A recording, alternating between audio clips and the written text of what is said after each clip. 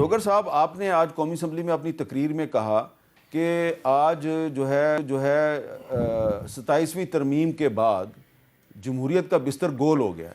یہ آپ نے جو سٹیٹمنٹ دی ہے اس کی کچھ وضاحت کریں گے؟ بسم اللہ الرحمن الرحیم. بہت شکریہ حامد میر صاحب، آپ نے آج اس اہم موقع پر بات کرنے کا موقع دیا. میں سمجھتا ہوں آج کا دن جمہوریت اور آئین پاکستان کے حوالے سے سیاہ دن ہے. جو کچھ ہوا آج پارلیمنٹ نے اس اجلت کے اندر 59 ٹوٹل آئین کی شقیں 208، جس میں سے 59 شقوں پر آج ترمیم کی.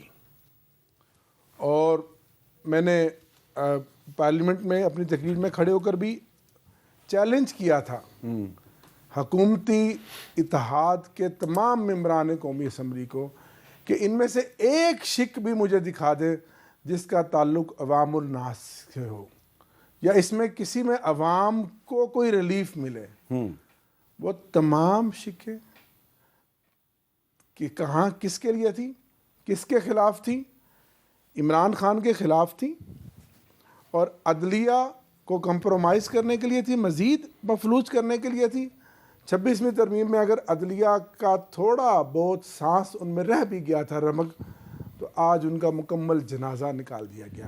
حتیٰ کہ کل بیرسٹر گوہر صاحب نے آرٹیکل 176 میں جو انہوں نے جلد بازی میں آئینی عدالت کے بنانے کے نشے میں انہوں نے یہ بھی omit کر دیا تھا کہ چیف جسٹس آف پاکستان کا عہدہ نہیں رہے گا. تارڑ صاحب بار بار کہتے رہے ہے. جب بعد میں ان کو پتہ چلا کہ یہ تو باقی بات ٹھیک ہے، پھر بعد میں آف دی ریکارڈ انہوں نے کہا یہ پرنٹ کی غلطی بھی تو ہو سکتی ہے.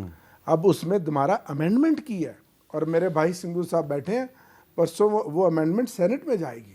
اچھا، یہ واپس جائے گی؟ جی واپس جائے گی سر، کیونکہ سپریم کورٹ کو تو انہوں نے ایک سیشن عدالت بنا دیا. یہ ایک نہیں ہے، 4 چیزیں جو ہیں وہ نکالی گئی ہیں اس میں سے اور 4 ڈالی گئی ہیں، تو اس کو سینٹ میں تو واپس سینٹ میں جانا. آپ نے جو اعتراضات کیے ہیں، میں اگر آپ اجازت دیں تو میں ان سے پوچھ لوں. چلے پوچھ بعد میں پھر مزید بات کر لیتے ہیں. بڑے اہم اعتراضات ہیں جی. بتائیں جی، جو اہم ترین جو اعتراض ہے وہ یہ ہے کہ اس 27ویں آئینی ترمیم میں عوام کے مفاد کی کیا چیز ہے؟ جی بہت شکریہ حامد میر صاحب. میں بصد احترام احمد ڈوگر صاحب سے یہ میں ان کے سامنے رکھ دیتا ہوں جو ہم نے پاس کیا تھا سینٹ سے. کوئی ایک چیز ایسی مجھے بتا دے جو عوام کے خلاف ہو. نمبر 1 یہ مسودہ میرے پاس ہے، دونوں مسودے میرے پاس ہیں.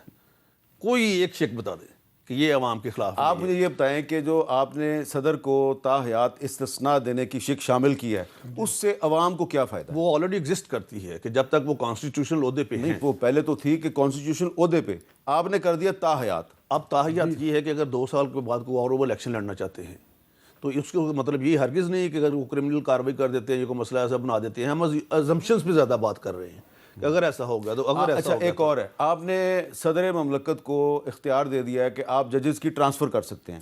اس سے عوام کو کیا فائدہ؟ نہیں، وہ بھی میں آپ کو پڑھ دیتا ہوں. اگر آپ کہتے ہیں 209 میں ہم نے لکھا ہے کہ یہ اختیار اب سپریم جوڈیشل کونسل کے پاس ہوگا ججز کی ٹرانسفر کا، اور ساتھ اس کے جوڈیشل کمیشن کے جو ممبران ہیں جس میں 5 ججز. صدر کے ذریعے ہوگا نا؟ جی نیچرلی وہ تو ایک سیریمونیل پوسٹ ہے نا، سائن تو انہوں نے کرنے ہیں نا. وہ تو کوئی ایسی بات نہیں، چونکہ ابھی جوڈیشل کمیشن کی حیثیت بدلی ہے.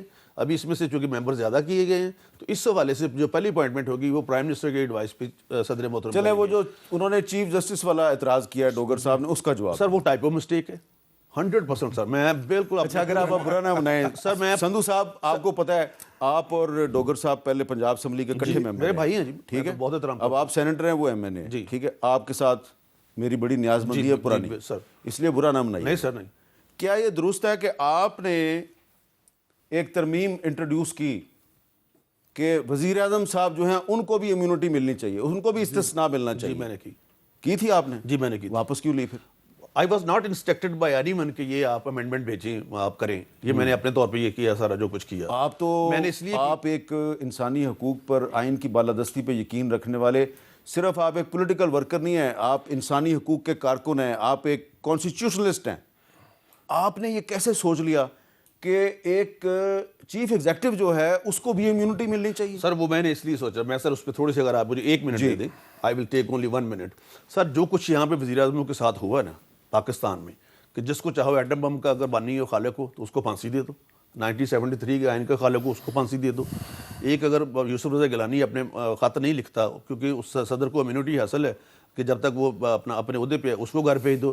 نواز شریف کے خلاف یہ لکھو, اور میرے استاد ہیں آصف سعید کھوسہ صاحب, انہوں نے لکھا کہ there is no any element of the corruption in this case, in Panama case, but he has not taken the payment, اپنا جو سیلری اپنے بیٹے سے نہیں لہٰذا اس کو متاحیات نہل کر رہے ہیں. سر جو کچھ آخر ان کی بھی تو کوئی عزت ہے نا, یہ لوگوں کے ووٹوں سے بن کے آتے ہیں, جیتتے ہیں. میری یہ انٹینشن تھی سر, نیک انٹینشن تھی, لیکن چونکہ پرائم منسٹر صاحب نے خود, میں سمجھتا ہوں یہ ان کا بڑا پن ہے, انہوں نے یہ ایک دم ٹویٹ کیا کہ نہیں مجھے نہیں چاہیے, میں پہلے بھی بھگتا رہا ہوں, اب بھی اگر یہ کریں گے کچھ بھی ہوگا تو میں بھگتوں گا. لیکن سر یہ امینڈمنٹ جو ہے یہ کوئی بینیفیشیل جو ہے اس میں ہم ہی تو نہیں, ہم نے بیٹھے تو نہیں رہنا سر, انہوں نے کل کو انہوں نے ادھر دوسرے بینچوں پہ ہونا ہے, ان کے لیے بھی اتنا ہی. اچھا اب آپ کو کچھ یہ پتہ ہے نا کہ اس میں اب جو آج قومی اسمبلی سے جو مسودہ پاس ہوا ہے وہ اس میں 4 تبدیلیاں ہوئی ہیں اور یہ واپس سب سینٹ میں جائے گا. جی بالکل سینٹ میں جائے گا. مطلب دیکھیں جو ہم نے 2-3 دن, چونکہ میں اس کمیشن کا ممبر ہوں, قومی اسمبلی کے بھی ممبر تھے, تو جو اعظم عزیز طارق صاحب کا دفتر ہے اس میں سے کچھ چیزیں ایسے رہ گئی تھی, ریزیڈنس پر آدھا ٹائپو مسٹیک تھی, پہلے ایک اور چیز رہ گئی تھی, میں بتا دیتا ہوں کہ ایک ممبر ہوگا جوڈیشل کمیشن میں, اس میں جو اپوائنٹنگ اتھارٹی وہ اسپیکر صاحب ہے, ان کا نام بھی رہ گیا تھا, تو پھر وہ بھی ٹھیک. اس کا مطلب ہے کہ کافی جلدی تھی آپ لوگوں کو. جلدی میں تو نہیں, میں چونکہ کمیٹی کا ممبر ہوں, ہم نے 3 دن اس پہ بحث کیا, بلکہ ہم نے ان کو موقع دیا. علی ظفر صاحب سے پوچھ لیں. اچھا اب یہ بتائیں اپنا ڈوگر صاحب کہ آج ایاز صادق صاحب جو اسپیکر قومی اسمبلی, انہوں نے ایک آفر کیا جی, سنیں کیا آفر. میں as speaker of the National Assembly of Pakistan I am ready to facilitate a dialogue between government and opposition. آپ بیٹھیں گے تو رستے نکلیں گے. آپ لوگ اگر بہانہ ڈھونڈنا چاہتے ہیں نیگوسیشن نہ کرنے کے تو یہ بدقسمتی ہے ہماری. یہ آفر کو ایکسیپٹ کریں جو میں دے رہا ہوں, بیٹھیں.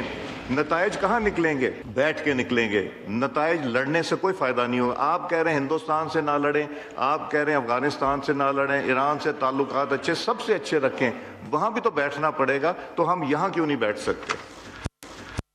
لیکن وہاں پر بیٹھے ہوئے تھے محمود زئی صاحب, انہوں نے اس پیشکش کا کیا جواب دیا وہ بھی سن لیتے ہیں. جناب اسپیکر معافی چاہتا ہوں, آپ سے اس لیے بات نہیں ہو سکتی کہ آپ ٹرو ریپرزنٹیٹیو نہیں ہیں. آپ سے اس بات پہ بات ہوگی کہ جو مینڈیٹ آپ اس کی واپسی کا ذکر کرو. جی ڈوگر صاحب, خیبر پختونخوا اسمبلی میں آج ایک بہت ہی بھرپور ایک بہت کامیاب امن جرگہ ہوا, جس میں ایک موقع پہ میں حیران بلکہ پریشان ہو گیا, میں بھی وہاں موجود تھا, کہ سٹیج پہ گورنر صاحب بھی بیٹھے ہیں, کنڈی صاحب, چیف منسٹر صاحب بھی بیٹھے ہیں, بابر سواتی صاحب جو ہیں اسپیکر وہ بھی بیٹھے ہوئے ہیں, ڈاکٹر عباد صاحب جو ہیں اپوزیشن لیڈر وہ بھی بیٹھے ہوئے ہیں, اور اسٹیٹ سیکرٹری پتہ ہے کون تھے؟ پی ایم ایل این کے ایم پی اے شاہ جہاں یوسف, ٹھیک ہے, اور سامنے جماعت اسلامی, اے این پی, ساری پارٹیاں بیٹھی ہوئی. وہاں پہ آپ ایک دوسرے کے ساتھ بیٹھنے کے لیے تیار ہیں.